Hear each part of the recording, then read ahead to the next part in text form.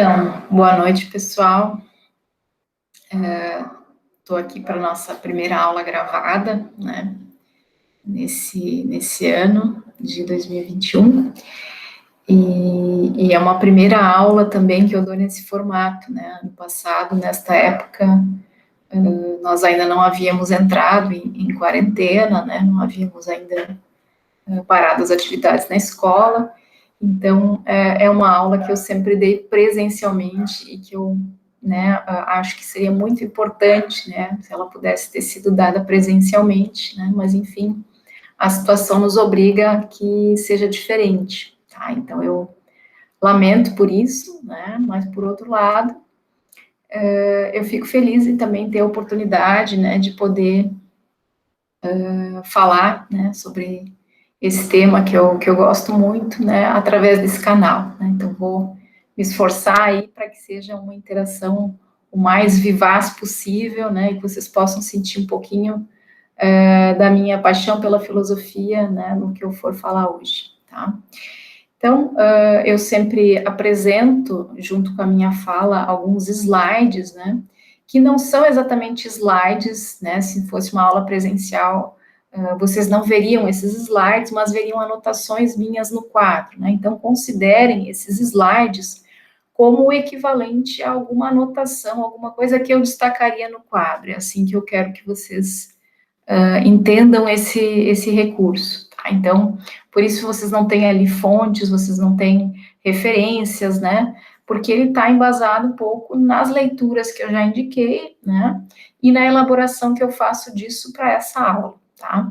Então, vou iniciar aqui, apenas para vocês poderem ir acompanhando, isso também está lá no Classroom, né? Então, vocês não precisam se preocupar em anotar, é só um recurso a mais visual para essa aula, tá?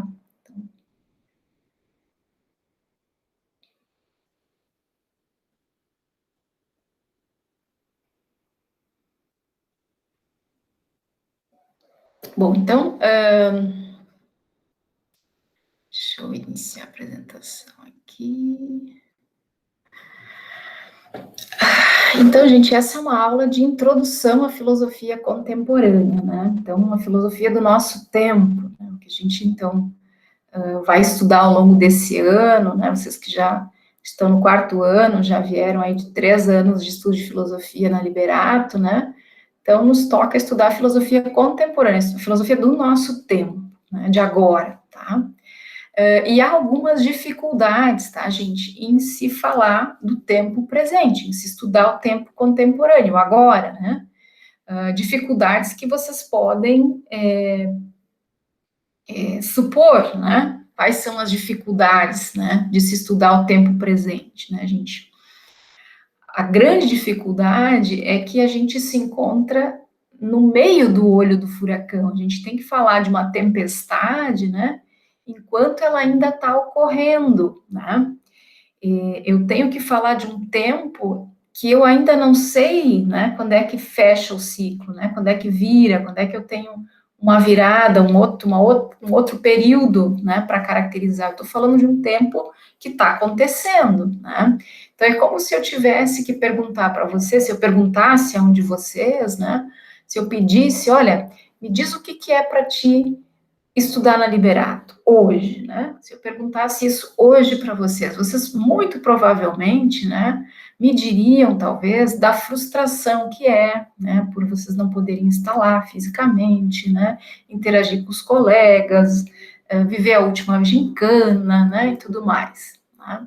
Então essa seria talvez a visão de vocês, aquilo que vocês me diriam se eu fizesse essa pergunta para vocês nesse momento da vida de vocês, né? Agora, se eu dissesse daqui a 5 anos, se eu perguntasse daqui a 5 anos, né, no encontro futuro, né, ou daqui 10 anos, né, talvez vocês tivessem uma outra visão desse momento que vocês estão vivendo, né? Talvez vocês tivessem a mesma visão, talvez ela não mudasse tanto, né? Mas fato é, gente, que daqui a 5 ou 10 anos, vocês terão uma outra visão daquilo que vocês estão vivendo na vida de vocês hoje, do que aquela que vocês têm neste momento, né? Porque vocês já terão, né, daqui 5 ou 10 anos, o distanciamento para poder observar isso de longe, tá, gente? Para eu usar um outro exemplo, é como se eu tivesse que dar características para vocês do meu celular, dizer como ele é, estando encostada nele, né? Eu estou aqui, eu estou muito próxima do meu celular, eu estou, né? Claro que sendo meu celular, eu já conheço o meu celular, eu já conheço as características dele, mas, né, se fosse qualquer outro objeto, né, gente, eu tivesse que falar sobre ele nessa posição, eu teria uma dificuldade muito maior do que, por exemplo, eu colocasse ele numa perspectiva mais distante, né, onde eu pudesse compará-lo com outros objetos, né, eu já teria condições de dizer melhor qual é a dimensão desse celular, né, como é que ele está disposto no ambiente, né? Uma série de outras características de contexto que eu poderia dar e que me ajudariam a caracterizar esse objeto, né? E que estando muito próxima dele, isso fica impossível, né? Então, essa é a grande dificuldade, gente, da gente falar do tempo presente, do contemporâneo, né?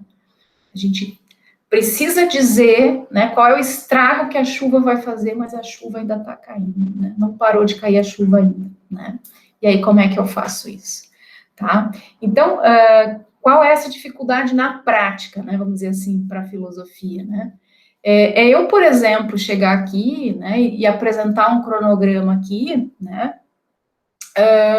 com uma série de autores, né, uma série de conceitos, né, que hoje eu considero que são fundamentais para a gente entender a filosofia contemporânea, né, e daqui a 20, 30, 40, 100 anos, né, tudo isso pode não ser mais relevante, né, pode não ter a mesma importância, né, poderá ter surgido um nome muito mais importante, um autor muito mais imponente no seu pensamento do que aqueles que eu estou destacando aqui, né? Talvez Nietzsche, o Sartre, né, os caras que eu quero estudar com vocês, não serão mais pessoas de tanto destaque na filosofia, né? Porque terão surgido outros nomes, terão modificado os problemas com os quais a gente está lidando, né? Então, vocês entendem que isso é uma peculiaridade, né, de a gente estudar o momento presente, né?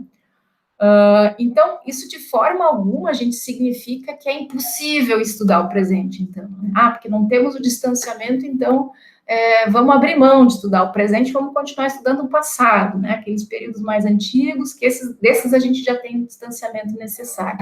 Não, né, gente? O fato de que a gente está implicado com o presente não nos tira a legitimidade de tentar compreendê-lo, né? Mas coloca apenas essa dificuldade. Então, é isso que nós temos que levar, né? Essa dificuldade da gente falar do momento contemporâneo, né? Mas isso não significa que a gente não vai tentar fazer isso, tá?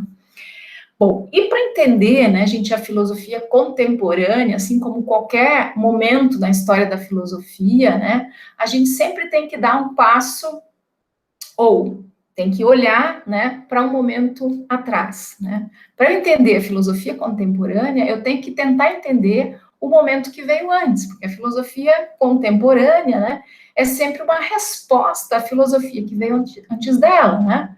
Então, vocês estudaram, né, no primeiro ano lá, com o Wilson, com o Leandro, né, filosofia antiga, né? Vocês viram lá algumas questões, o Platão, né, o Aristóteles, os pré-socráticos, né?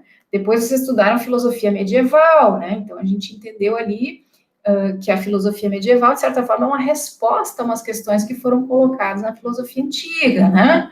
Então a filosofia medieval, vocês vão lembrar lá, Tomás de Aquino, né? Vão lembrar de Deus, né? A questão da religião atravessando a filosofia, né? E, na sequência, vem a filosofia moderna, como uma tentativa de responder também à filosofia medieval, né? Não é diferente aqui, a filosofia contemporânea virá como uma resposta à filosofia moderna, né? Então, é fundamental para a gente entender a filosofia contemporânea que a gente resgate algumas coisas, né, da filosofia moderna, né? Então, a filosofia moderna, que é aquele período ali entre o século XVII, o século XIX, né, gente, não vamos aqui ser muito rígidos com essa questão cronológica, né, porque a gente não acordou um dia, né, amanheceu sendo filosofia contemporânea, né, amanheceu sendo período contemporâneo, não aconteceu assim, né, gente, vocês sabem que essas transições, elas sempre são graduais e nem sempre são tão estanques, né? Então, não vamos ser rígidos, né, ao entender essa passagem, mas mais ou menos ali na virada do século XIX, século XX, a gente tem o que nós chamamos hoje de filosofia contemporânea. Então, até ali, né, do século, mais ou menos do século XVII até o século XIX, nós temos a filosofia moderna, né? Então, eu pergunto a vocês, né, virtualmente, obviamente, né, o que marcou, né, o estudo de vocês nesse período? Né? Se vocês agora se reportassem para as aulas do Wilson, né, as aulas que vocês tiveram no ano passado, né, o que vocês acham que foi mais destacado? O que marcou mais vocês? Quais foram os filósofos que mais chamaram a atenção? Ou qual foi o tema, o problema filosófico que foi mais recorrente, que mais filósofos se preocuparam em responder, né? Que autores vocês destacariam, que nomes, né? Que teorias, né? Quais deles vocês destacariam? Se a gente quisesse agora pegar tudo que vocês viram no ano passado, gente, para arquivar numa caixa de arquivo morto e quisesse colocar uma etiqueta, né? Que não fosse filosofia moderna, uma outra etiqueta. Que etiqueta nós colocaríamos, né? Como é que nós caracterizaríamos esse bloco, né, esse modelo de pensamento, né, que vocês viram aí no ano passado com o Wilson, tá? Então, vocês não podem responder para mim, né, eu vou responder para vocês, né, mas eu diria, né, que tem alguns temas que são recorrentes e também alguns nomes, né. Dentre os temas, né, certamente o tema do conhecimento é um tema muito trabalhado, né, no período moderno, né, com diferentes autores, né. Alguns de vocês também poderiam falar da questão política, né, filosofia política, e falar no Hobbes, no Rousseau, no Locke, né, que também, né, é uma preocupação bastante grande, eu concordo, né. Mas se eu tivesse que destacar, gente, três nomes, né, três grandes nomes da filosofia moderna, tá, gente? Eu não tenho dúvidas de que o primeiro deles, que eu destacaria, né, seria o Descartes, tá, gente? E aí um trocadilho, para vocês não esquecerem, né? Para isso piscar na cabeça de vocês sempre que vocês se depararem com alguma questão, né, que fale de filosofia moderna, né? Descartes, né, ou Descartes, como se escreve, né, gente? É um nome para nunca ser descartado, né? Jamais descartem Descartes, tá? Porque ele é, talvez, junto com outros nomes que eu vou citar aqui, mas ele talvez é um dos maiores nomes, se não o maior da filosofia moderna, né? E por quê? Né? Porque justamente ele vai trabalhar com o problema do conhecimento, né, gente? Ele é um racionalista, vocês sabem, né? E ele parte, né, gente, de uma investigação muito radical, né, muito rigorosa, né, que coloca a dúvida, né, como algo central, algo que precisa ser superado, né, algo que vai me levar a alguma certeza, né. Então, a dúvida metódica do Descartes, né, vou duvidar de tudo para ver o que resta de certo, de certeza nessa história toda, né. E aí ele faz uma série de reflexões, de desdobramentos, né, para chegar à seguinte certeza, né, ao cogito que a gente chama, né, que é penso, logo existo. Né? Essa é a primeira certeza do Descartes. Disso nós não podemos duvidar, essa é a certeza fundamental. Eu sou alguma coisa que pensa, né, que possui razão. Né? Então, aqui o Descartes está trazendo, assim, a importância, a centralidade dessa questão racional, né? A importância, né, do homem como sujeito que pensa, né? Tá? Mas existe um outro nome, gente, muito importante também, né, que talvez alguns de vocês lembrem e teriam me respondido, né, nessa questão que eu coloquei, um nome fundamental para vocês não esquecerem, tá, gente, aqui também eu vou brincar um pouquinho, né, é o Francis Bacon, né, o nosso querido Chico Toicinho da filosofia, se vocês quiserem, tá? E por que o Francis Bacon é tão fundamental, né? Qual é a ideia que ele traz tão importante, né, gente? O Francis Bacon é o representante, né, um empirista, né, mas ele vai trazer uma ideia muito forte aqui de que saber é poder, né, de que no instante em que o homem conhece, explora a natureza, isso permite a ele dominá-la, transformá-la, né? E que isso é algo essencial para o ser humano, né? É fundamental que ele exerça essa sua capacidade de conhecer a realidade e transformá-la, né? E transformar isso em algo que venha em seu próprio benefício, né? Então, Francis Bacon traz essa ideia muito forte, que a gente pode não concordar com algumas coisas que ele traz, né, gente? Mas quando ele está falando disso, ele está trazendo a centralidade do homem de novo, né? Tá? E um outro nome, né, gente, também fundamental, né? Eu diria que um nome também para vocês jamais escantearem, né, gente? Quando se trata de filosofia moderna, né? Não descartem Descartes e não escanteiem o Kant, né, gente? O Kant é um cara fundamental também, né? Eu acho que junto com Descartes é a dupla, né, do período moderno, né? É a juntinha que a gente precisa aí lembrar, tá? O que o Kant nos traz de tão importante, né? Vocês vão lembrar que dentro daquele problema, né, do conhecimento, o Kant vai tentar trazer uma resposta conciliatória, né, o apriorismo, que vai tentar juntar um pouco a questão racionalista com a questão empirista, né? Tá? Então, a questão da experiência e da razão, aquele problema todo que vocês discutiram no passado, né? Mas ele faz isso, gente, valorizando muito essa questão racional também, né? Ele é um grande representante do iluminismo, né? Que é essa corrente filosófica que vai dizer que a razão é a grande salvadora, a razão lança luz sobre as trevas, né? A razão nos permite pensar com autonomia, né? E é isso que nós precisamos buscar, né? O Kant tem um texto muito importante que chama O que é o esclarecimento, né? Não sei se o Wilson pôde trabalhar com vocês no ano passado, né? Mas é onde ele vai dizer, olha, na vida a gente tem que buscar pensar por a gente mesmo, não conceder a tutores externos, né, a pessoas de fora, que elas nos influenciem, que a gente pense como elas, a gente tem que buscar pensar com autonomia, né? Isso é esclarecimento, né? Pensar por conta própria, né? Tá? Então, aqui, gente, nós temos nesses três autores, assim, uma preocupação comum, né? Uma característica comum que vai aparecer em outros grandes pensadores modernos também, né? Que é uma grande confiança, uma grande crença, né? No potencial racional do homem, né? Eu diria que na filosofia moderna, né, gente, a centralidade do sujeito racional é a grande característica, é a grande marca, né? E mais, né, gente, eu diria que se nós tivéssemos que etiquetar tudo que vocês viram ano passado, né, em termos de filosofia moderna, talvez a palavra-chave, a palavra mais importante seja a palavra razão, né? A crença de que a razão nos leva ao progresso, né? Que ela nos liberta, por exemplo, do saber medieval, que era atravessado pela questão religiosa, né? Pelo teocentrismo, né? A centralidade de Deus, né? Então, na filosofia moderna, é esse homem racional que está no centro, tá?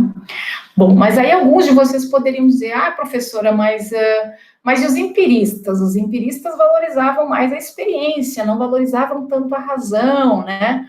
Ou tá, mas e qual é a centralidade da razão para o problema da política, né? Para a filosofia política, que também tem destaque nesse período, e que eu até mencionei no começo, né? Bom, eu diria para vocês, gente, que independente do problema e do tema, né? Fato é que os filósofos modernos que se debruçaram sobre eles fizeram isso sempre pela via racional. Buscaram isso sempre pela via racional.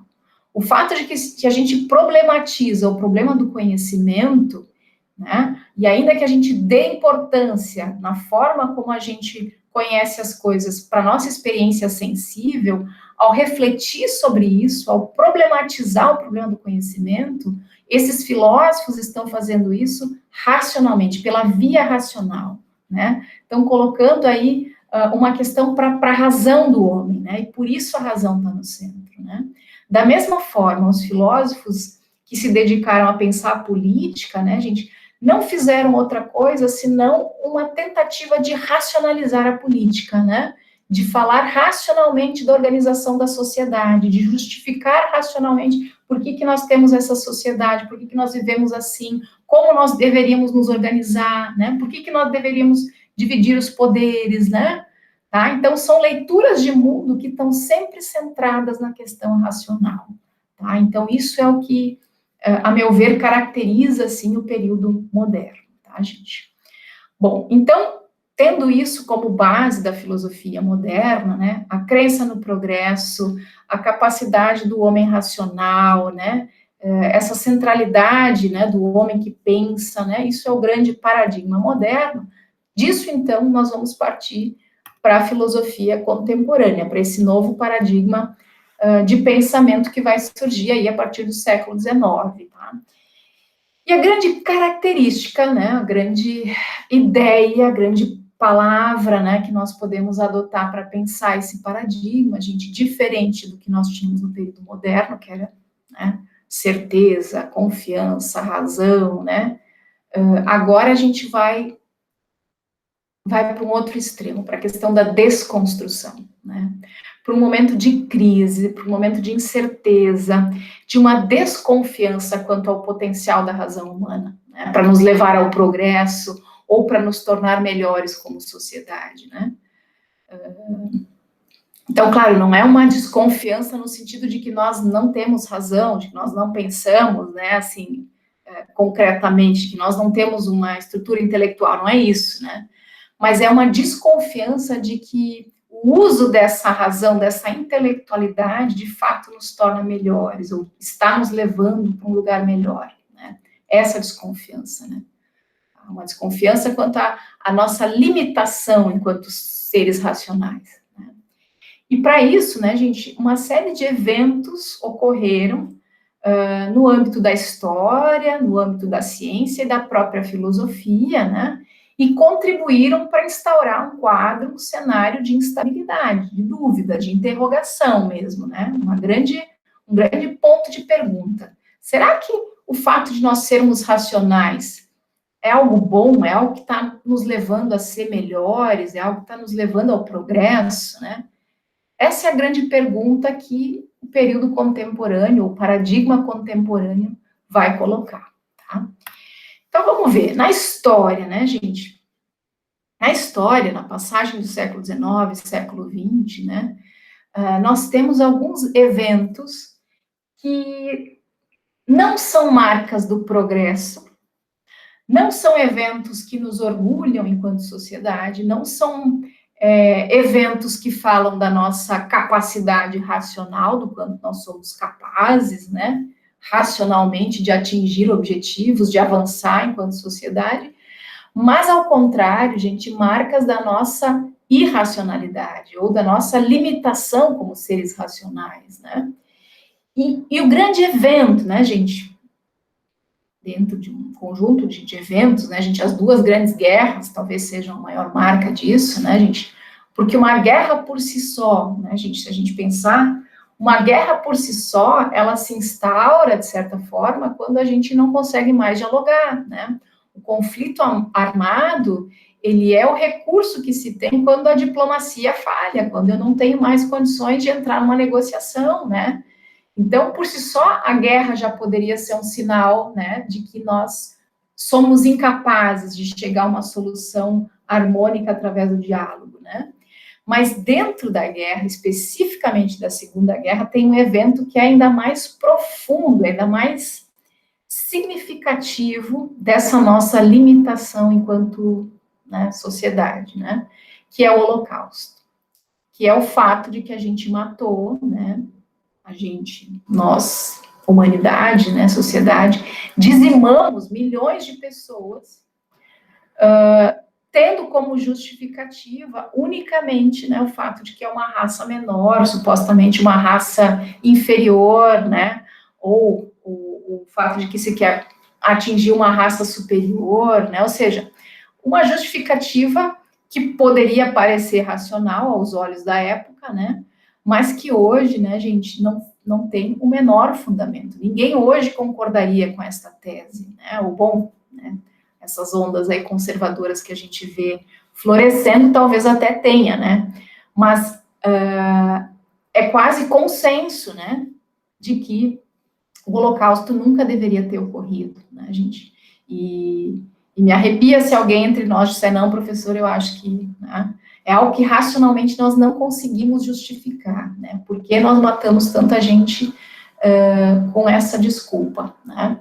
Então, é uma nódoa na nossa história, é uma mancha, é algo que, assim, tem que nos envergonhar, é algo que não deveria jamais ter ocorrido, né, gente? E que não pode se repetir jamais, né? Tá? E é um evento que traz, então, uma grande contestação. Poxa, uma sociedade que permitiu que isso acontecesse não é uma sociedade evoluída, né? Não dá para dizer que isso representa avanço, que isso representa o quanto nós nos tornamos melhores na medida em que usamos a nossa razão, né? Mas muito pelo contrário, né? E, de novo, alguns de vocês poderiam dizer, né, apesar da minha fala sobre a guerra ser sinônimo de conflito, né, de falta de diplomacia, muitos poderão dizer, não, mas há uma racionalidade na guerra, né? Há uma estratégia, né? Tem todo uma tática por detrás, né? Tem todo um aparato aí, um investimento aí para que se conquistem coisas com a guerra, né? Ela tem uma razão de ser, né? Tá? Agora, não é uma razão que representa, né, que nós estamos rumando para o bem comum, para o bem coletivo, né? É um evento que representa o egoísmo, né? Questões mais individualistas, né, gente? Não é algo que demonstra uma preocupação ética, por exemplo, né? Tá? Então, progresso, conquistar território, conquistar riquezas, né? Sem uma preocupação com o próximo, sem uma preocupação ética. Será que é progresso isso, né? Tá? Então, é isso que está colocado, né? Quando a gente diz que esses eventos na história são uma marca, né, da nossa limitação como seres racionais. Tá? Na ciência, né? O que acontece na ciência? Né? O grande evento, né? A gente não quer dizer que tenha sido só um, eu estou trazendo assim o marco, né? O marco na ciência dessa mudança, dessa transformação, é aí o surgimento da teoria da relatividade com Einstein, né? A substituição de um paradigma até então muito estável na ciência, né? Por outro que traz uma certa incerteza, né? Então, aquilo que até então era tão sólido na física, né, e nas ciências em geral, de repente se desestabiliza, né? De repente cai por terra. Opa, vamos ter que fazer de outro jeito, né? Então, aquilo que a gente tinha muito certo, muito quadradinho, muito bem situado, muito bem, né, planificado, de repente aí uma instabilidade se instaura e a gente está tendo que ver aí uma outra forma de fazer. Tá? Então, na ciência, esse é o grande marco, né, que contribui para a gente enxergar o quanto estava se desenhando um momento de incerteza. Tá? Na filosofia, que é o que mais nos interessa, né, gente? Então, 3 nomes, né, contribuem com as suas teorias, né, para abalar o solo firme, né, que havia no período moderno, né, as certezas todas que a gente tinha na modernidade, né. Esses 3 nomes, tá, gente, são os chamados mestres da suspeita, né, ou filósofos da suspeita também, né, e são eles, o Nietzsche, o Freud e o Marx. Tá? Nietzsche é um filósofo que eu gosto muito, né? A gente vai ter 2 aulas para falar do Nietzsche, então eu vou aqui só dar uma palhinha, né, para vocês, né? Mas qual é a contribuição que ele traz? Como é que ele contribui para colocar uma interrogação, né, na crença da centralidade do sujeito racional que havia no período moderno? Bom, o Nietzsche, gente, contrariando toda a história da filosofia que veio antes dele, principalmente a filosofia moderna, né? Ele vai denunciar a centralidade da razão. Ele vai dizer, olha, todos os filósofos até aqui, né, especialmente os filósofos modernos, cometeram um grande erro, um grande equívoco, né? Que foi dizer que o que é essencial no homem, o que é fundamental no homem, a grande característica, né, e aqui homem eu estou dizendo, né, gente, no sentido geral, né, homem e mulher, né, grande característica essencial do homem, diziam os modernos, era a razão. né, o fato de que o homem pensa, né, vamos lembrar de novo do Descartes, né, e para o Nietzsche isso é um grande erro, né, isso aí é um grande equívoco, né. Para o Nietzsche, gente, o que o homem possui, o que nós seres humanos possuímos de mais essencial, de mais potente, de mais pulsante, de mais mobilizador, né? A nossa força mais criativa, mais criadora, né? Ela não está na razão, gente, mas ela está na emoção, nos nossos instintos, na nossa paixão, né? Isso que é forte em nós, isso que representa força em nós. A razão é algo que vem para nos domesticar, para apagar, né, um pouco essa força da paixão e da emoção, né? Então eu vou dar um exemplo para vocês pensarem um pouquinho o que ele estava querendo dizer, né? Digamos, né, que algum de vocês esteja apaixonado nesse momento da vida, né, gente? É um pouco difícil, né? A gente está tendo pouca interação social e tal, mas digamos que, né, entre vocês existe alguém que esteja apaixonado, né? Profundamente apaixonado, loucamente apaixonado, né, gente? O que a gente quer, né? Como é que vocês se sentem, né, em relação a essa pessoa quando vocês estão apaixonados, tá, gente? Qual é o grande desejo que nós temos, né? Tá? Eu não sei vocês, né? Mas eu, né, quando apaixonada estive, né, gente, hoje sou uma mulher casada, então as coisas são um pouco diferentes, mas sempre que estive apaixonada, né, gente, o meu desejo, né, sem querer entrar nos pormenores, né, de cada um, meu desejo sempre foi estar junto da pessoa o tempo todo, né, estar junto da pessoa o tempo todo, não desgrudar da pessoa, né, colar na pessoa, passar 100% do tempo junto, certo? Né? E eu acho que quem está apaixonado vai concordar comigo que é assim, não é? Tá? Agora, a gente pode ficar o tempo todo junto, a gente consegue realizar essa vontade, esse desejo, né? Esse instinto, esse impulso, que é ficar com a pessoa o tempo todo, né? Ou vem alguém, né, ou a razão, e nos diz, não, peraí um pouquinho, né? Não manda mensagem o tempo todo, senão o cara vai, né, se entediar, né? Não, agora você tem que deixar a pessoa estudar, né? Não vai agora, né? Não, o cara tá trabalhando, não procura ele agora, deixa para ligar fim de semana, né? Ou, né, vem a mãe, vem o pai, né? Às vezes a razão também atende por esse nome, né? Não, meu filho, só um pouquinho, agora você tem que se dedicar aos seus estudos, não é momento para você, né? Agora tem a pandemia, não é hora da gente se apaixonar, né?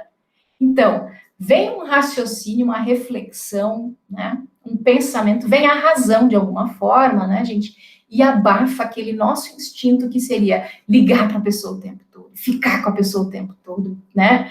Estar o tempo todo junto, né? Então, é como se a razão viesse jogar um balde de água fria naquele nosso impulso, né? Que seria ficar com a pessoa o tempo todo, tá?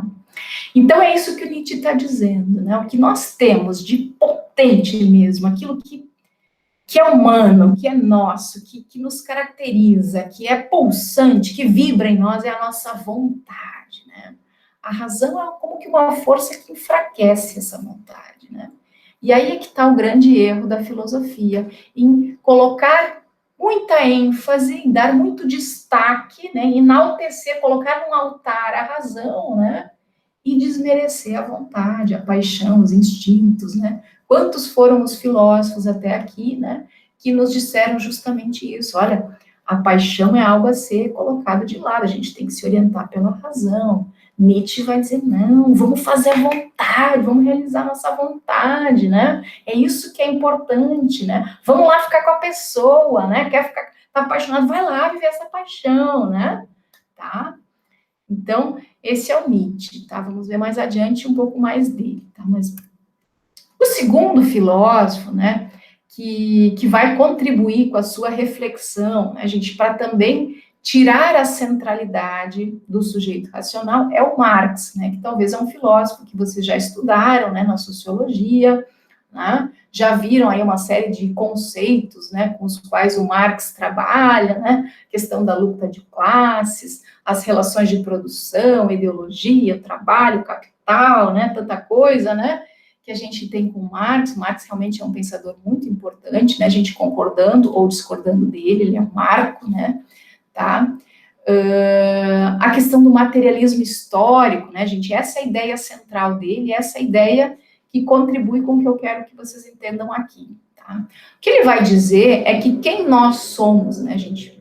Ou a forma como nós pensamos, né? O nosso aparato intelectual, né? Aqui, não é algo que é dado de antemão, né?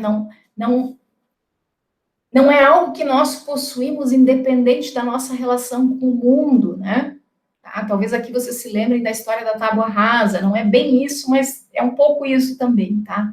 A ideia é a seguinte: nós só somos quem nós somos porque nós nos relacionamos com o mundo material, porque nós temos interação com a nossa família, com as pessoas com quem nós trabalhamos, com os objetos que circundam a nossa vida, né? Com as coisas concretas, tá? Porque nós nos relacionamos, tudo isso, que nós desenvolvemos a nossa consciência, o nosso aparato racional e intelectual que nós possuímos, e não o inverso. Então, não é como queriam os modernos, né, ou como queria Descartes, por exemplo. Penso, logo existo. Ah, tá, então agora eu estou pronto para conhecer o mundo, vou lá, né, vou lá conhecer o mundo agora, né, eu tenho razão, tá tudo aqui na minha cachola, eu só preciso trazer as coisas de fora para dentro, compreendê-las, né. O Marx vai dizer, não, nada disso, né, não existe esse dentro sem o fora, né. Eu só sou o que sou aqui dentro porque me relaciono com o mundo lá fora, né? É nessa interação que eu me constituo quem eu sou. Então, vocês só pensam como vocês pensam, vocês só entendem o mundo como vocês entendem, porque vocês possuem relações com as pessoas, com o trabalho, com os estudos, com os livros que vocês leram, com os brinquedos com os quais vocês brincaram, né? Enfim, vocês só são quem vocês são, porque vocês se relacionam com o mundo material, tá? Então, tem uma frase que eu gosto de destacar aqui, né? Não é a minha consciência, diz o Marx, que determina a forma como eu compreendo o mundo, tá? Não é a minha consciência que determina como eu compreendo o mundo, mas é a minha relação com o mundo, a minha relação com o lá fora, com o concreto, que determina, né, a minha consciência. Eu sou moldada pelo mundo, tá? O mundo me molda, tá? Ou, se quiserem aqui, o coletivo é mais importante que o individual. Tá? Não existe o indivíduo, não existe o um que vai conhecer o outro, né? O um só existe porque ele interage com o outro, né? O um só existe porque ele está em interação no mundo, tá? Então, isso, gente, essa ideia, né? Essa ideia é uma ideia que tira a centralidade do sujeito racional. Ele não é essa bolachinha mais recheada do pacote, né? O Marx diz, não existe sujeito racional se não existisse relações de produção, relações de trabalho, né? Então, essa relação com o mundo é muito mais determinante, né? Esse aspecto coletivo é muito mais importante que o individual, tá? E, por fim, né, gente, o último nome, né, que é super importante aqui é o Freud, né? O Freud vocês também já conhecem, é o pai da psicanálise, né? E é o cara que se, né, dedicou a estudar os sonhos, estudou as estruturas mentais, né? Foi o primeiro a falar em inconsciente, subconsciente, consciente, né, gente? E isso é uma contribuição única na filosofia, tá, gente? Ao estudar essas estruturas mentais, né, gente, o Freud concluiu que aquilo que nós podemos conhecer sobre nós mesmos, ou seja, o conteúdo consciente na nossa mente, né, é só a pontinha de um iceberg, gente, que não tem limite, né, de um iceberg que está submerso e que a gente não vê até onde ele vai. Esse grande iceberg submerso, né, gente, que é o que realmente determina quem nós somos, ou a maior parte de quem nós somos, é o inconsciente, tá?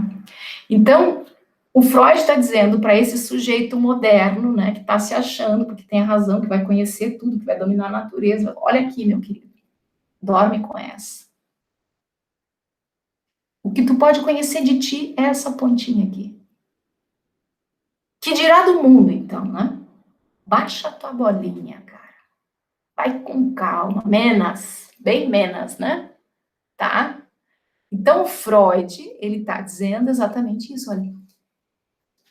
Grande parte de quem nós somos, das nossas crenças, dos nossos comportamentos, né, é um conteúdo que nós nunca vamos compreender, nunca vamos conhecer. Eu nunca vou conseguir trazer esse iceberg que está lá no fundo do mar, nunca vou conseguir revelar todo ele, né? Nem que eu faça 10, 20, 30 anos de terapia, de análise com o próprio Freud, gente, eu não consigo transformar, trazer o conteúdo inconsciente para a consciência. Então, é um esforço que não tem como a gente conseguir. É uma pretensão descabida do ser humano querer achar que porque é racional vai conhecer tudo, vai poder, né? Não conhece nem a si mesmo, conhece uma titica de si mesmo, que dirá, né, do outro e do mundo, né? Uma pretensão, né, demais, né, para o sujeito racional, tá? Então, é isso que o Freud está dizendo. E isso é tão importante, gente, essa descoberta dele, né? Que isso está para além da filosofia, né? Uma influência que teve impacto não só nesse pensamento, na transição desse pensamento moderno, contemporâneo, né, gente? Mas é considerado uma descoberta que teve impacto na própria autoestima do ser humano enquanto membro da humanidade, né? Enquanto ser humano mesmo, né? Não só portador de racionalidade, tá? Ela é considerada, gente, uma das 3 feridas narcísicas, né? Então, uma ferida narcísica, se vocês lembrarem Narciso, né? Narciso é um personagem da mitologia, né? Que se apaixonou pela própria imagem refletida no lago, né? Se apaixonou, se olhou lá, refletido na água, e de repente, né, caiu, né, na água e morreu naquela situação ali. Mas hoje em dia, né, a gente chama de narcísicos, né, as pessoas que são muito autoconfiantes, né, que gostam muito de si, né, que se acham, né, gente, trocando em miúdos é isso. O sujeito se acha, né, se acha o centro de tudo, a gente diz que ele é um narcísico, né, se ama acima de qualquer outra coisa, tá? Não que isso não seja uma coisa saudável, não, mas vocês sabem o que eu quero dizer. O narcísico é aquilo que tem isso ao extremo, né? Então, dizer que essa descoberta do inconsciente do Freud é uma das 3 grandes feridas narcísicas é dizer que não é um golpe só para o homem racional isso, mas é um golpe para o homem como ser humano, né? Tá?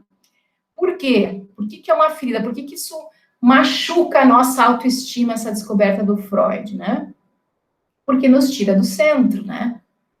Nos tira da nossa pretensão, né, de que nós somos as bolachas mais recheadas do pacote, né, como eu disse antes, né. E isso, né, ao longo da história, né, se diz que aconteceu em outros 2 momentos antes do Freud, né. Outras 2 feridas narcísicas, né, podem ser identificadas, né, a primeira com Copérnico, tá, gente, com a descoberta de que a Terra não era o centro, né, então isso também, né, é um machucado, né, um golpe no amor próprio dos seres humanos, né, descobrir que a Terra não é o centro. E depois com Darwin, quando ele coloca que nós somos uma evolução do macaco, isso também é um golpe na nossa, né, nosso sentimento de que nós somos aí importantes porque somos humanos, né, então, essa descoberta do Freud é muito importante por causa disso, né, gente? Não que o Marx e o Nietzsche também não sejam importantes, mas a do Marx, ela talvez tenha reverberado, né, de forma mais profunda, tá? Bom, a respeito desse tema, tá, gente? É isso que eu teria para falar para vocês, né? Seria isso que eu teria para colocar em relação a essa mudança de paradigma, né, paradigma moderno, paradigma contemporâneo, né? Ao longo, então, das próximas aulas, a gente vai enxergar isso nas diferentes teorias que a gente for estudar, os diferentes autores, né? Então, tudo vai ser retomado de alguma forma, mas é importante que vocês tenham, então, ficado com essa ideia essencial, então, né, do que foi o período moderno e o que foi o período contemporâneo. Tá? Espero que vocês tenham curtido e Até a próxima aula.